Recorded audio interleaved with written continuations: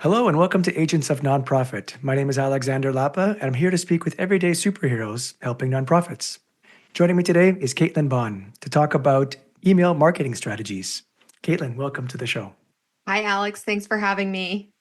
Before we get started, I just want to mention to the listener this is actually the first recording in over a month, and my voice has just barely come back. So if you hear any weirdness coming from my voice, you know why. It's just because it's still recovering. But Katelyn, as we get started, I would love to know your superhero origin story.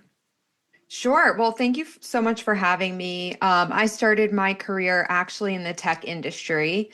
I worked for an IT services company and a few other tech companies and just felt really unfulfilled. I liked the marketing stuff because it allowed me to be creative, but I felt like I could do more with the marketing skills that I had. So I took a job at a local nonprofit, the Children's Inn at NIH, which is located on the NIH campus and is a home for children who are undergoing treatment at the NIH. Think like a Ronald McDonald House, similar to that. And I started actually in their community outreach department because I just wanted to find a greater purpose and quickly started volunteering to help them with the website redesign and things of that nature. And naturally, I then transitioned to their marketing department and did all their digital marketing for them. And then I had my first daughter and really wanted more flexibility. And that's when I started my consultancy, KB Digital, where I help nonprofits with their email marketing strategies using email to connect, retain, and raise funds for their mission. What made you move toward the nonprofit sector as opposed to any other sector? I wanted to make a difference. I wanted to feel like the marketing I was doing was helping change the world. And that is still why I refuse to work with anybody outside of the nonprofit industry. I get a lot of requests, and I stand pretty strongly in that belief that I need to be working with people who are making a difference. And I don't know about you, but the people that work in the nonprofit industry are so unique. I think it was the first time I ever felt like my managers cared about me or my coworkers cared about me as a person outside of work. And they're just so kind and great people to work with. So I have stuck with that ever since. Yeah, I've definitely noticed that once you start playing around and having some fun with people who are in the nonprofit space, it's so sticky. I mean, I found my people as well, the same reason as you, wanting to make a difference and being able to see that actual difference as opposed to, making shareholders richer. Exactly. Cool. So before or as we get started, I'm curious to know because we have all kinds of social media options these days in terms of ways of communicating for a nonprofit to communicate with donors or potential donors. Like the social media, there's I guess there's advertisements, all kinds of ways of communicating and with people. And I'm curious to know, is email still the best choice? And if so, why? Email is a great choice. It's not the only choice. I think you need to have an integrated marketing strategy to see success. So you can't work in a vacuum. You can't just be doing email marketing. All of the channels need to be working together. However, email seems to be the place that people convert the most. So it has the highest return on investment of any marketing channel, approximately $36 for every $1 spent, according to data. So that's actually the reason why I decided to stick with email. It's where I saw most of the funds coming from. It's also a great way to retain donors. So while donors are giving for the first time, you have a way to set up some communications to retain them, to cultivate them, to let them know what you're doing, and really build meaningful relationships. Unlike social media, and we're seeing this week, there's a potential TikTok ban. These big tech companies, their algorithms really control like your reach and Email gives you the direct access to your supporters' inboxes. Plus, it provides valuable data and insights and allows you for personalization at scale. That's why I really love email. So I got 2 points to make on that one. So it sounds like that emails are still the best way to communicate with people, but you shouldn't neglect other channels. It sounds like a combination of the two, but because you get this ROI of 1 to 36, that's actually a really impressive number. Email definitely is the strongest of those communication channels. Yes, that's right. Okay. And then the second thing is, I do want to underline as well the algorithm part. The one thing that I definitely like is I also have my own email list. I don't really call it a newsletter because I'm only a person, but the idea is it's direct. Like you don't if you post on LinkedIn, if you post on other social media channels, you're right. It's the algorithm of that platform that determines whether people read it or not, or see it or not. And if ever they change their rules or their regulations, you basically lose the ability to communicate, or could lose the ability to communicate with people. Versus email, there's no technology that's in between you. There's no platform that has to monitor or manage your relationship. It is a direct, or as direct as you can possibly be. Exactly. Exactly. Cool. Going back to the newsletter thing, if a nonprofit doesn't currently have a newsletter, is that something you always recommend, or there's maybe some situations where a newsletter isn't the best choice? Yes, I recommend a newsletter, but making sure that you have a strategic approach with your newsletter. So, a newsletter isn't just about sending updates, it's about creating a consistent touch point with your community. So, it doesn't necessarily have to be this long um, produced email. It can be something short. And Alex, I think you and I had spoke about this. You send out a daily email. I send out a weekly email. It takes us maybe 20, 30 minutes to put it together. I'm not saying that a nonprofit is like us because we're business owners, but I'm saying that it doesn't have to be as produced as you think. So, something that is really just going to keep you in touch with your donors, make sure that you're staying top of mind. Even if it's not opened, just having your name in their inbox has a tremendous value to it, in my opinion. So, make sure that if you do have a newsletter, start with a clear purpose and value proposition. So, before you launch it, ensure you have a content strategy that's aligned with your mission. You have resources to maintain consistent communication, clear goals for what you want to achieve, and a plan for measuring your success. One thing I know that in terms of like in the old days, I don't know if it still applies anymore, but when you had blog posts, because that was a thing at the time, right, where people would read blog posts, it was very important that you have a fairly regular schedule. That if you start a blog post, it's kind of like going to the gym. You're not supposed to stop, because if you stop and you're 6 months since the last blog post, people will believe that you've just lost interest or you're not motivated to do it. Does the same kind of rule apply for newsletters, in the sense of once you set a cadence, you should probably stick to it and not, whether it's once a day, once a week, once a month, once a quarter? Is it better to come up with a schedule and stick to it, or do you have other suggestions regarding that? I think stick to it to the best of your ability.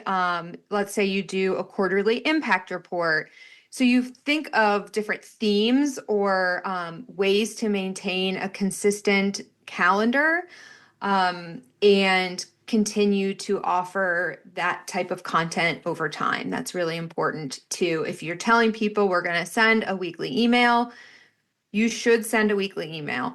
Now, if you forget or someone is out on vacation and you miss a week, nobody is going to notice. But as long as you're continuing to improve and do your best to stick on that schedule and not be too, you know, hard on yourselves if you miss an email on 1 week, then that's really my recommendation. And you said earlier that you shouldn't just send emails for updates, but there should be basic touch points. Is there like a ratio or a recommendation on this many emails per period should be of this type, this many emails per this thing should be this type? should even have multiple newsletters in the sense of people can opt in and opt out based on certain types of newsletters? Like, I guess there's a many questions I want to ask for that one, but the idea, I guess I'll start with, when should a nonprofit have more than one newsletter to be able to have that kind of granularity? And if they don't, if they stick with one, is it okay to have different types of content? And if so, what's the ratio of that kind of content? Maybe. Yeah, I would say that there's no one size fits all answer, but generally having one newsletter a month, 1 to 2 newsletters a month, and depending on your different segments, like for example, the Cancer Research Institute is a client of mine and they send out a general newsletter to all subscribers once a month, but then they also have a newsletter that goes out to all of their scientists once a month. Then they also have a newsletter, or they used to have, that went to their peer-to-peer donors once a month. So yes, I say start with a newsletter once a month. And if you're noticing that people are really clicking on a topic that it comes up often, or are interested in something that might point you in the direction of creating another newsletter that is specific to a certain topic, then do that. But don't just do it to do it, because if people aren't interested in it and you're not giving them any kind of value, then you're not going to see any results from that email. So when it comes to newsletters, do maybe 1 to 2 a month. One thing that I did test with a client was taking a newsletter that had maybe 4 articles within it and making those 4 articles each their own email. So maybe testing that to see, if you're taking all this time to come up with this long newsletter with images and links and, a survey and stuff like that, does it make sense to break that out to be communicating more consistently, but maybe shorter, more to the point emails? Try to test that out and see if that works better for your team, but also for your supporters.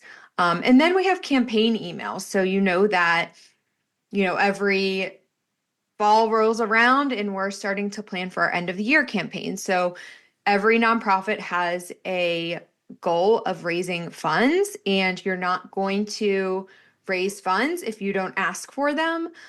So having a set of campaigns, a set of emails that are in a campaign, that will help you to drive donations. But making sure that in between those campaigns, you are also sending weekly or bi-weekly updates to stay top of mind, let donors know what their impact is they're making, the work that you're doing, just like a constant stream of communications as you would on social media, also on email. I like that you mentioned different segments, that everybody gets one type of email, and then you mentioned scientists sometimes get a second one. So that could be a candidate at one point to have two different, newsletters, or at least to allow people to opt in to one or two of these emails. Like, is there a moment where it makes sense to do the segmentation up front on behalf of your audience? Like in this case, scientists should definitely receive stuff about science stuff. But is there a moment where you would say, well, if the scientist wants to unsubscribe from just the sciencey stuff but still get the monthly stuff, like there has to be some kind of opt in, opt out for specific newsletters? Is there like a moment in time where that's best suited?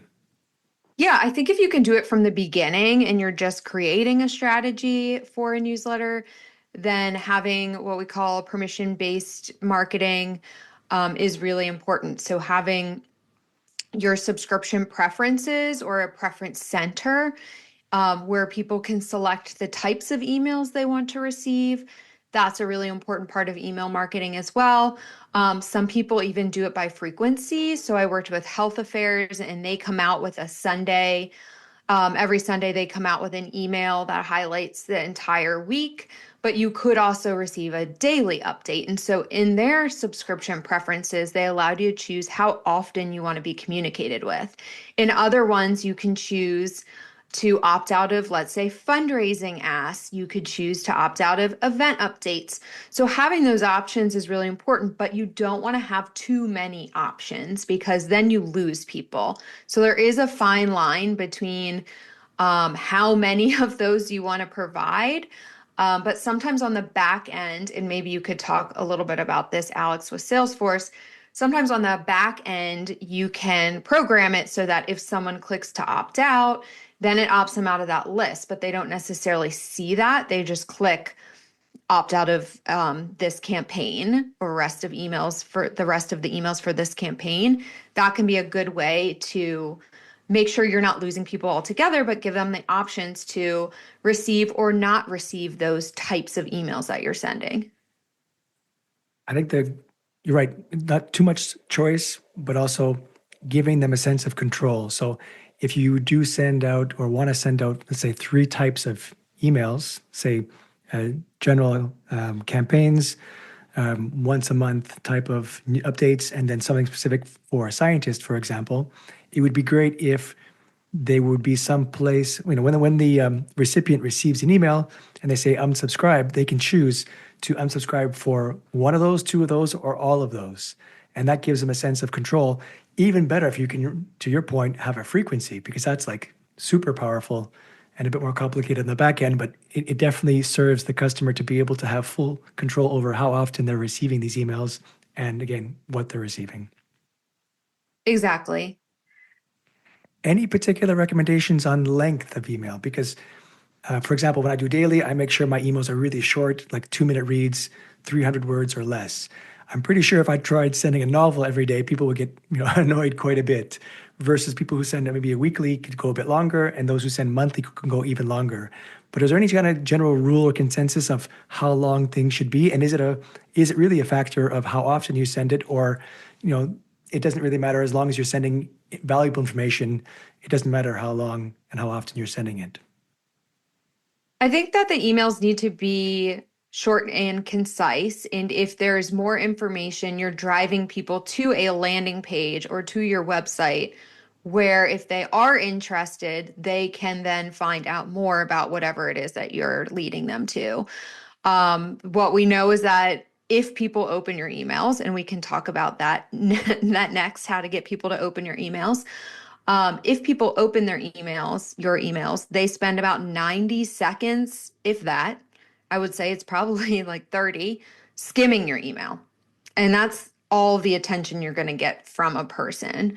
So making sure that your email is short, there's a lot of white space, are using bullet points, headers, subheaders.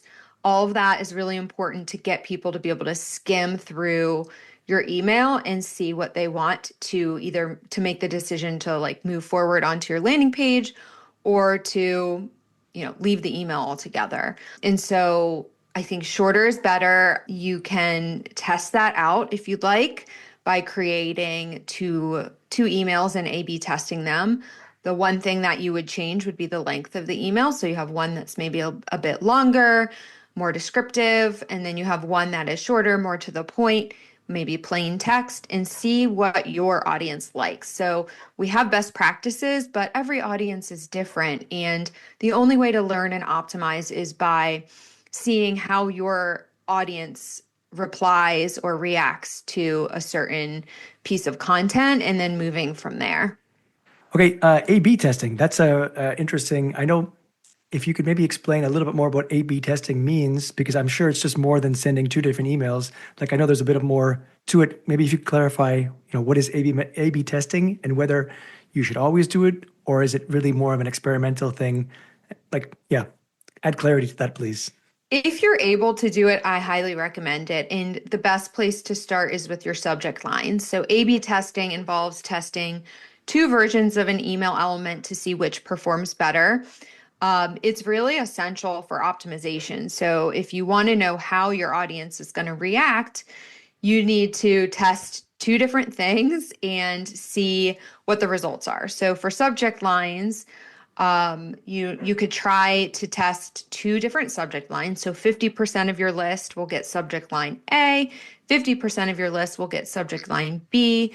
You send it and you see what the performance is. Or actually, if you would like to, some email service providers will allow you to test maybe a quarter of your list, and then the winner will get the rest. So let's say you're testing just like 25% of your list, then the rest of it will test those two subject lines, see which one performs better, and send the rest of your list the best performing subject line.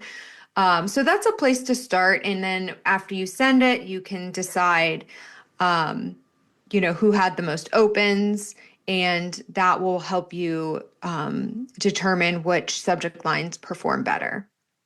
You can also test things like send times, calls to action. So you could test like a red button versus a blue button.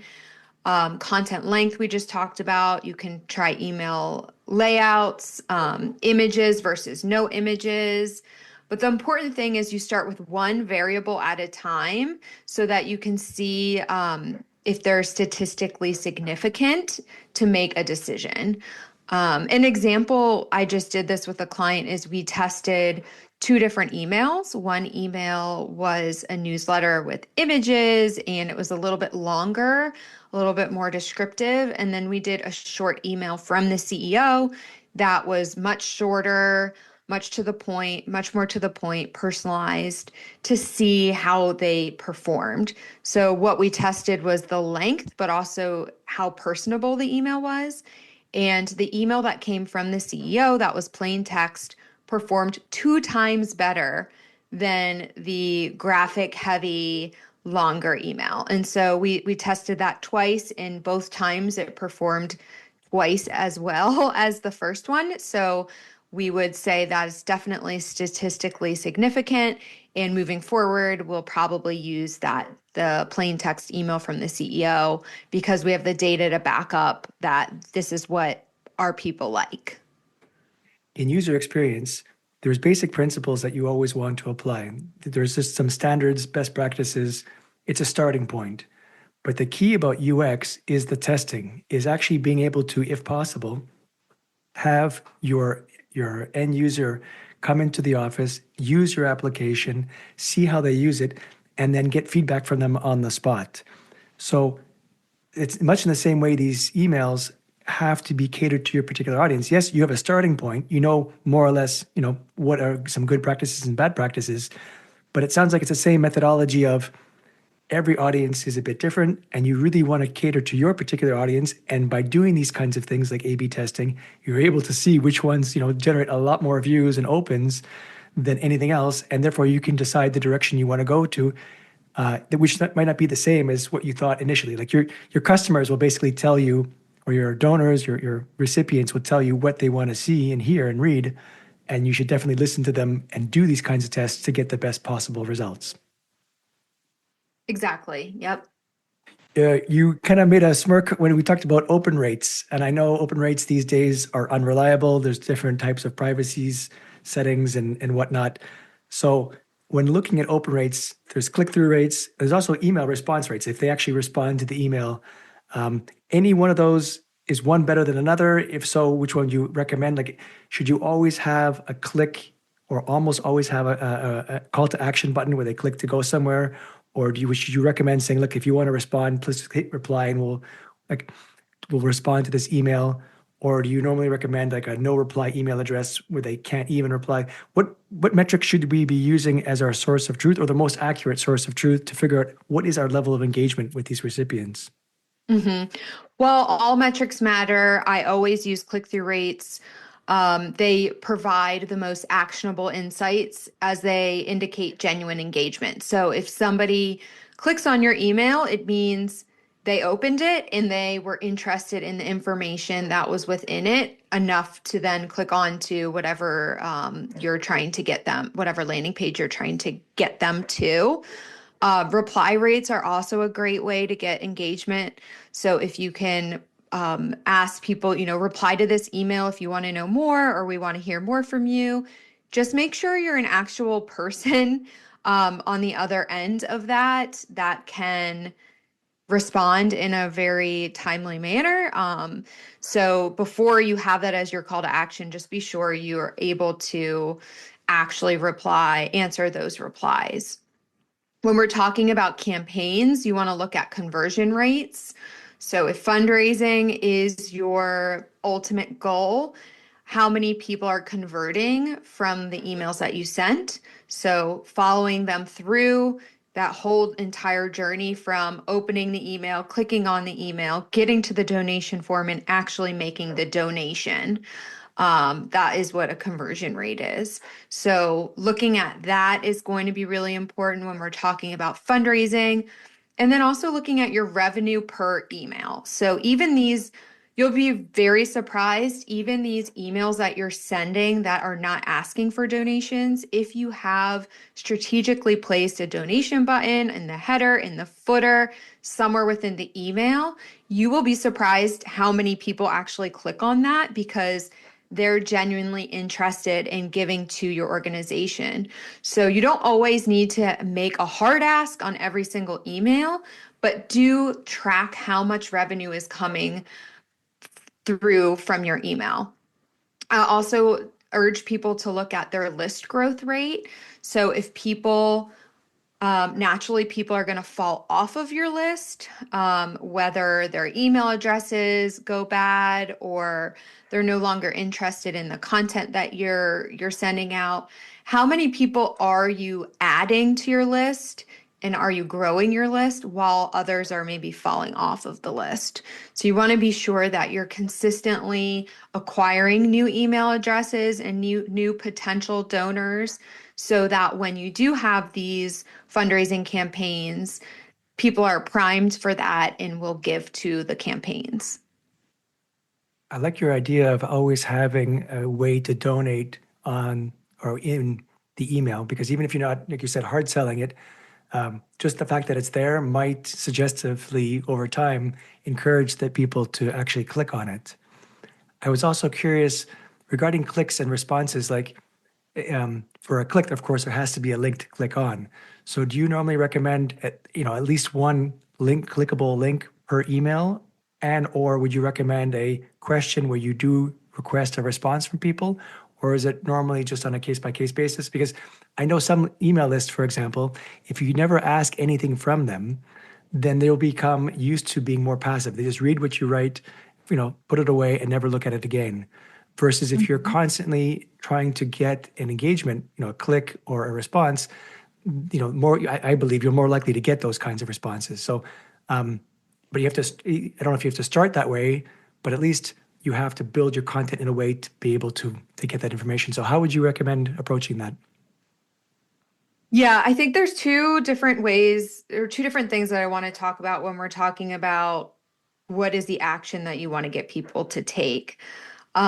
Yes, we want them to engage with our emails. And the reason why is because there's something called deliverability, which is, it's really a topic on its own to talk about. It could be a whole nother podcast. And I'm not an expert in deliverability, but what we need to focus on is making sure that when we're sending emails and receiving them, that we are sending some sort of signal that people are interested in the emails that we're sending. If there is no signal, which is the clicking and the replying, then email service providers may think that you are spam and they may block your email address. So just basically, like, I'm not going to explain that because, like I said, I'm not an expert in it, but we want more clicks. We want more replies to keep everything very healthy and make sure that we don't get put on some spam block list. So that's the one thing that I wanted to mention.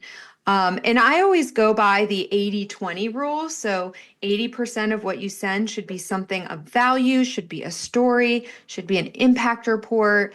You're not necessarily making a hard ask. And then I would say 20% of your content can be fundraising campaigns, hard asks. If there's some sort of crisis happening, making sure that you're asking people to support you financially, but make sure that it's clear what you're asking for. Make sure that you have one call to action for your email. So if you want people to donate, then they have many places within the email they can click to make a donation. And aren't confused because people get confused very quickly. And we want to make it as simple as possible to get them to do the action that we are asking. You also spoke about cleaning lists, and this is something that I am always curious about as well, even on a personal level, because as your list grows, there will be people who kind of stop reading your emails. We call them cold subscribers. And a lot of email programs, you're still paying to send those emails to those people who are never reading them. And you'll see, of course, your open rates and all your percentages are going down because, fewer people are actually there. They're kind of, ghosts, so to speak. So is there any kind of strategy that you have to clean the list? Like, would it be better to have a shorter amount or a smaller amount of people with a higher response rate, or a larger amount of people with a smaller response rate? Because, you never know if they might stop reading for 6 months and then pick it up again. Or do you feel like if they haven't read an email in a certain amount of time, you might as well clean them because the likelihood of them clicking on a following email, reading a following email is so low that there's no point. You might as well just scrub them and keep your list as clean as possible. I would much rather have a small list that is very engaged with a high click-through rate, high reply rate, than a large list that has very low click-through rates or reply rates or conversion rates.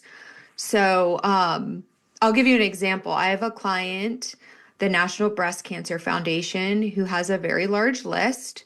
And we did an audit on their list, and we found out that 70% of their list was coming from these Facebook challenges that they were doing.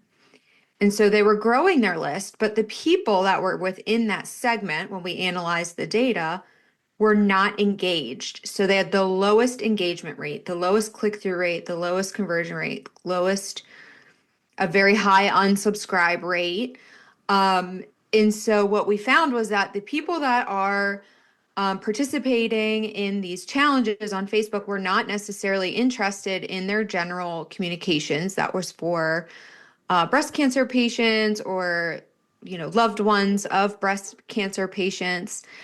And so we had to decide, do we want to keep this huge, it was 70% of their list, all of these people on our list, and maybe create a more personalized experience for them and figure out what types of information they're interested in, or do we want to remove them altogether?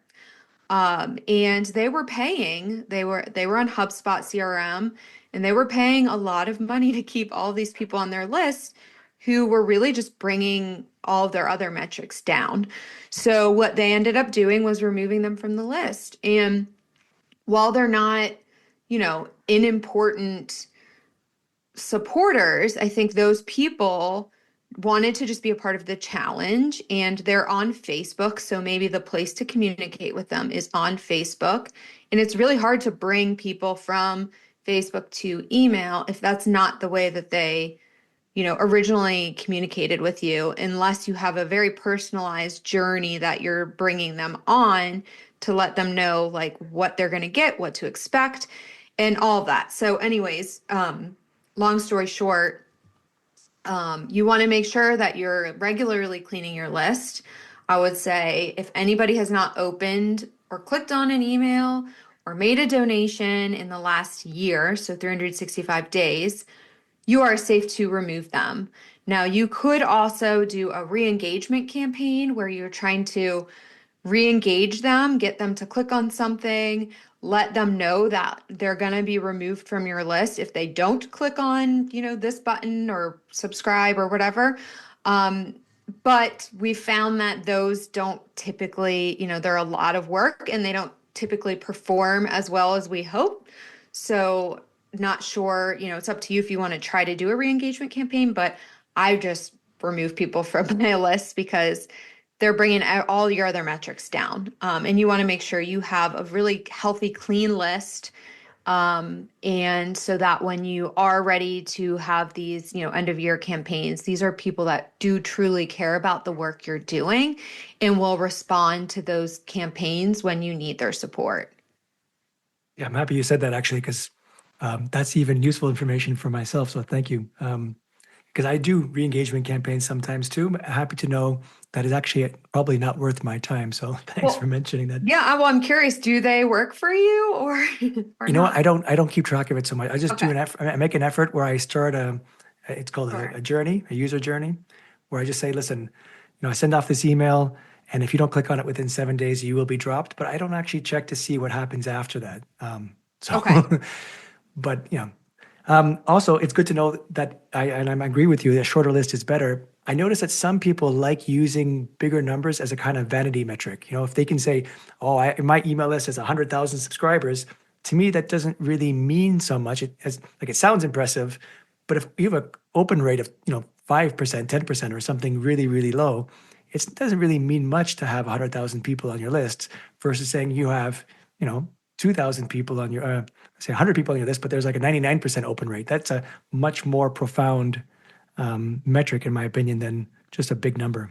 Yep, absolutely. In terms of list growth, any particular recommendations or general strategies or tactics that you can share with our listeners? I love this question because I've been getting a ton of inquiries about acquisition. How do you get new people on your list? The best way to do this is by doing a lead generation campaign and using digital ads. Specifically, I did a campaign recently with a client in the animal welfare sector where we created a petition asking people to sign up to support their cause. And we ran ads on Facebook and made sure that the demographics were similar to their donor persona.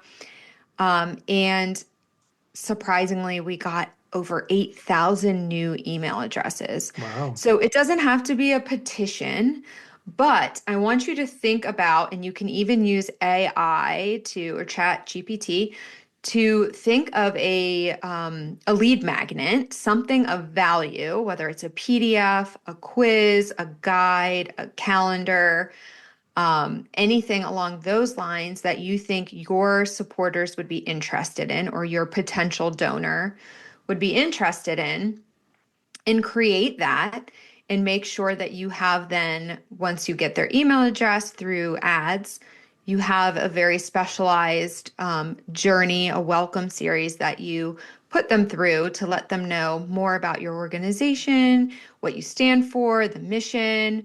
And then finally, do not be afraid to ask them for support after they go through a few weeks of cultivation.